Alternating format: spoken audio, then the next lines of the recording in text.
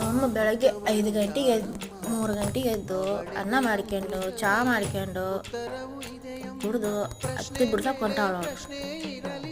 ಇವಾಗ ಟೈಮು 4:15 ಆಗೈತಿ. ಇನ್ನೊಂದು ಸ್ವಲ್ಪತ್ತಿಗೆ ಆಟ ಬರುತ್ತಾ, ಈಗ ಊಟ ಅಷ್ಟೇ. ಕಣ್ಣಿ ನಿದ್ದಿಲ್ಲ, ಊಟ ಎಲ್ಲಿ ಮಾಡ್ತಾಳೋ, ನಿದ್ದೆ ಯಾವಾಗ ಮಾಡ್ತಾಳೋ ನಮ್ಮಮ್ಮ ಬೆಳ್ಳ ತಕ್ಕನ.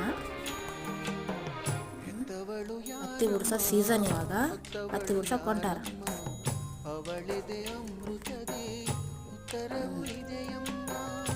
ಆಯ್ತು, ಆಟ ಬಂತು, ಚಹಾ ಕುಡಿತಾಳ, ಈಗ ಓದ್ತಾಳೀಗ.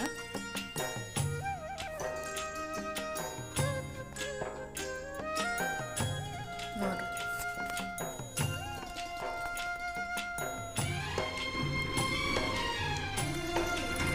ಬಾಯ್ ಅಮ್ಮ.